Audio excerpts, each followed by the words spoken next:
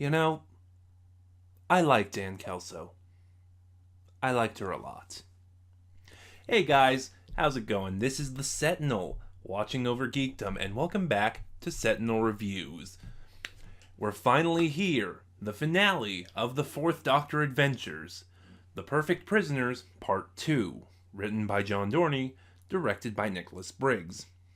Now, normally this would be where I go into the cast list, but I want to start off with this.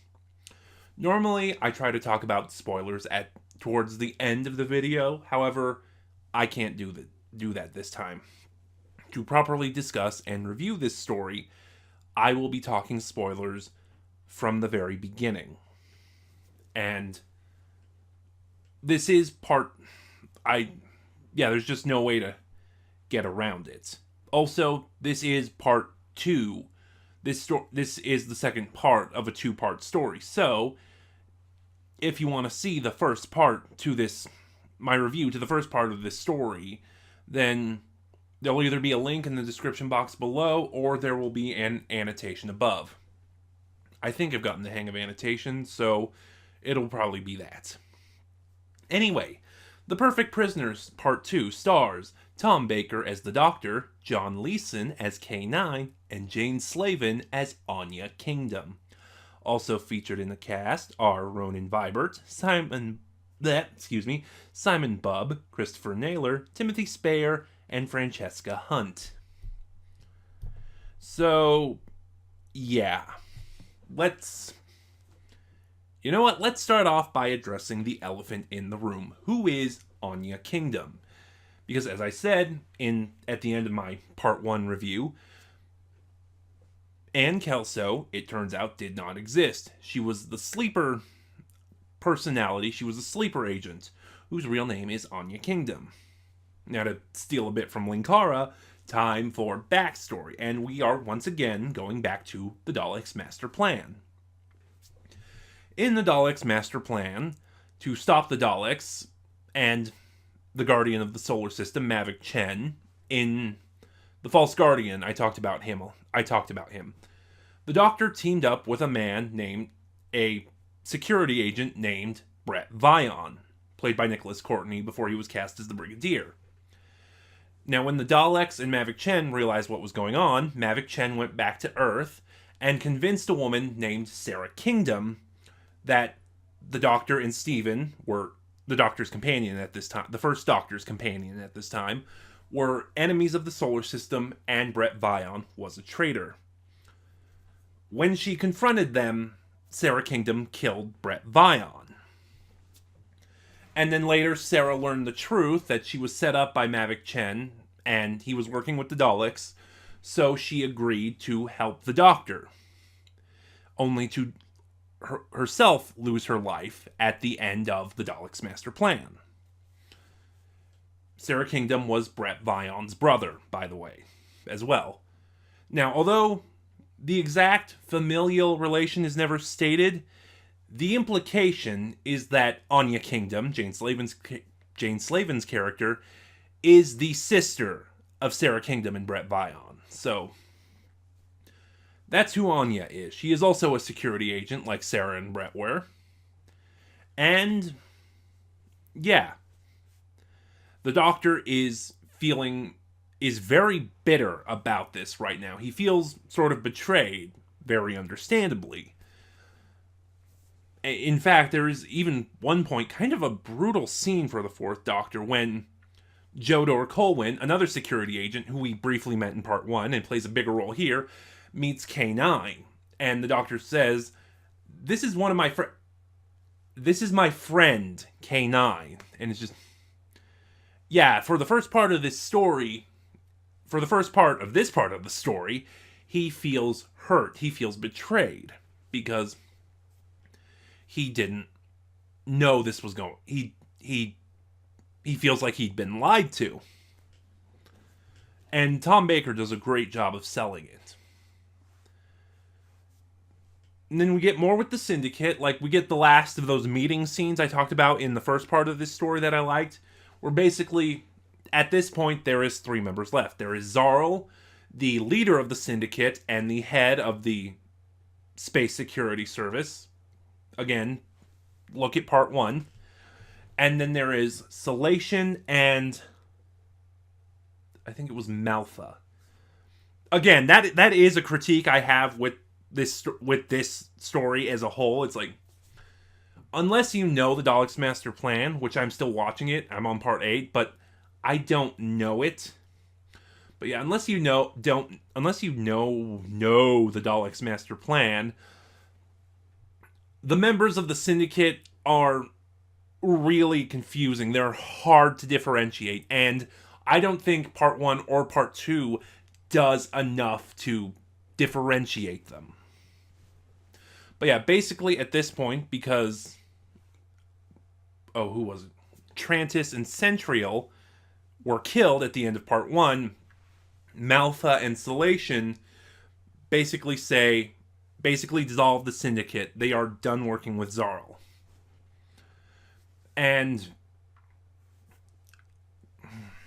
how to address this? I'll come back around to that. I figure as I progress through the story. So, through some, even though there's some disagreements abound, the Doctor, Jodor, K9, and Anya decide to go after the last remaining members of the Syndicate. And this is when the Doctor starts noticing something weird.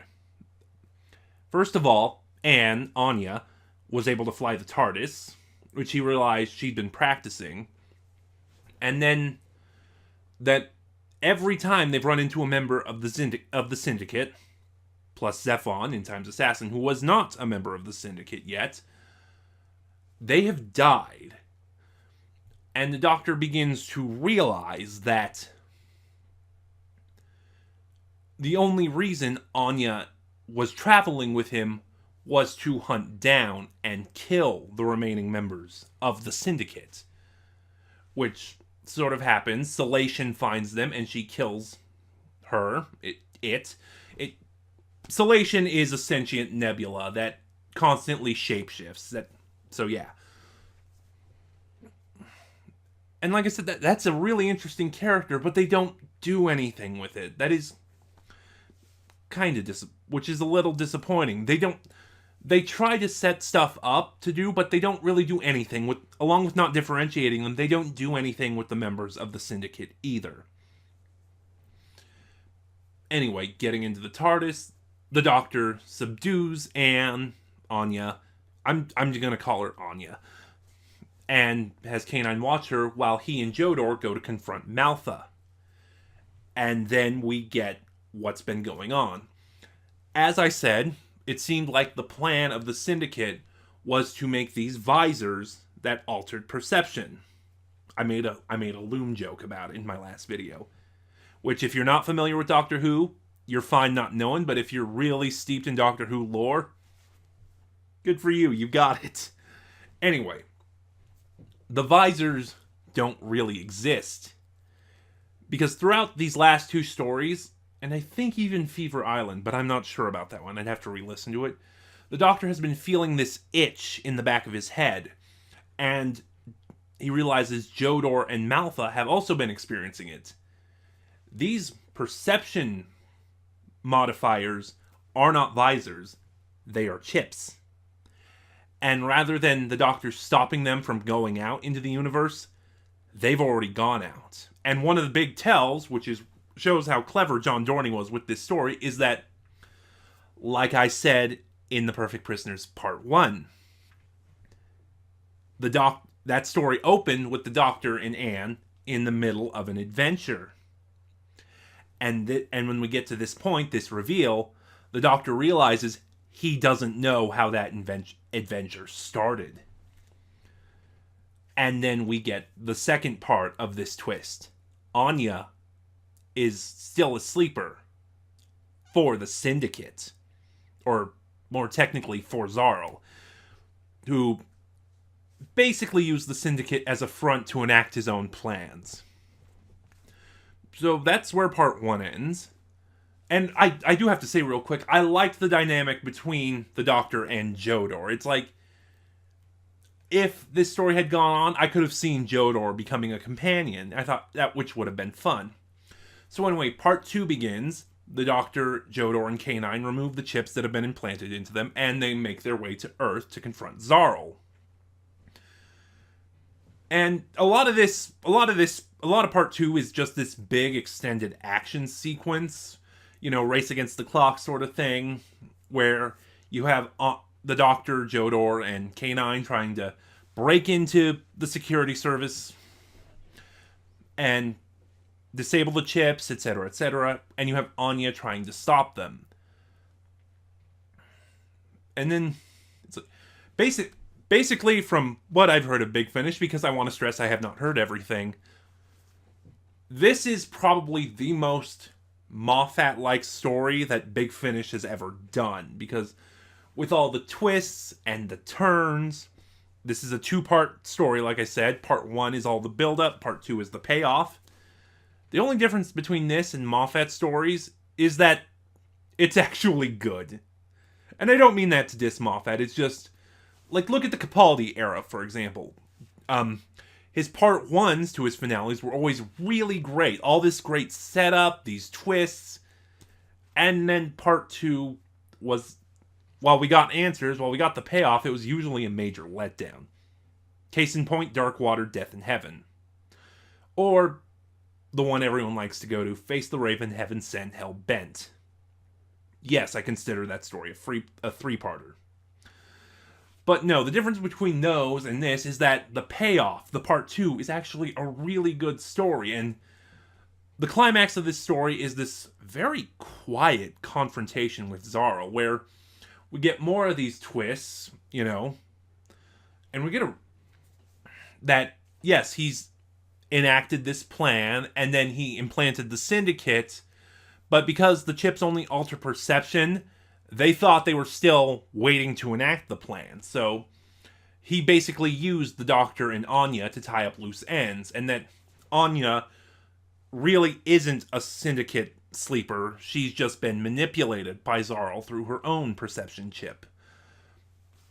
And like I said, I really like this scene because it's very different from the big bombastic confrontations that these finale climaxes usually do. It's very quiet. And yet, despite how relaxed it is, it's very tense. Needless to say, the twist happens. The Doctor is able to undo everyone's perception chips, but he makes Zarl think he killed the Doctor and Anya. However, in doing so, in disabling the chips, K9 activated a self-destruct. That is another... excuse me. That is another issue I had with this story.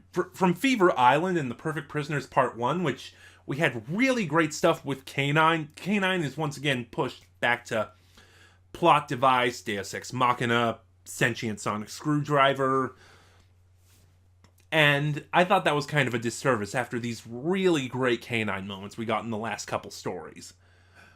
But anyway, Zarl is defeated.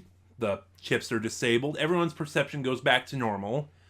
And we have what I think is, well, not one of the saddest companion exits, it's one of the most bittersweet. And I have to say, for that, I actually like it. I even referenced it at the beginning of this video. Anya is ready to keep traveling with the Doctor, but the Doctor says, "I'm sorry. I can't do that." You see, Ann Kelso might not have been real, but she was real to me. And I was her friend, and even if part of that person exists in you, just traveling with you is going to be nothing but a reminder that that person that was my friend didn't exist. And like I said, it's another really quiet scene, but it's really bittersweet. And we get some fantastic acting from Tom Baker and even Jane Slavin in this scene. And I can't praise the chemistry between Tom and Jane enough. Like, that's the reason Ann Kelso was created, because Jane Slavin is such good friends with Tom Baker. And like I said, on the whole, The Perfect Prisoners is a great story and a wonderful finale to the Fourth Doctor Adventure Series 8. And I'm going to give it a 9 out of 10. That's it for the Fourth Doctor Adventures Series 8. But we're not done with the videos yet. So join me next week when I will be, like Series 11, I will be ranking the stories of the Fourth Doctor Adventure Series 8. And I will announce my next project after Series 8. So, like anyone else, I'm interested in the stories in Big Finish everyone talks about. Spare Parts, The Chimes of Midnight, Jubilee, etc., etc. However, one of the things that also interests me, personally, are the things no one talks about. It's one of the reasons I wanted to do my spin-off series and talk about the other Doctor Who spin-offs that don't get that much attention. Countermeasures, Iris Wildtime, Gallifrey. I am still planning to do Countermeasures, it's just I need a new plan of attack. Because, what I did with the Fourth Doctor Adventures is each story, I listened to it 3 times. Just to make sure I had a good grasp on the plot, on the details, make sure I left nothing out, which still happened, by the way. And, yeah, when I did my Diary of River Song review, I tried to do that. But, yeah, listening to a 4-hour box set 3 times is problematic. So I am still planning to do my Countermeasures series. I'm planning to, and having it start off my spin-off reviews. But I'm trying to think of a new plan of attack for that. So, in the meantime, though, I'm going to be taking a brief hiatus after my ranking of the Fourth Doctor Adventure Series 8, just to do some leisure stuff.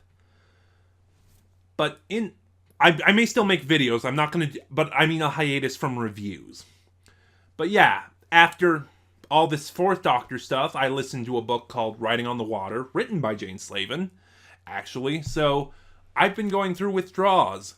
So next, we will be going back to my favorite Doctor, the Sixth Doctor, as we look at, spoilers for my next unboxing video, by the way, the Jamie trilogy, City of Spires, The Wreck of the Titan, and Legend of the Cybermen, starring Colin Baker as the Doctor and Fraser Hines as Jamie McCrimmon.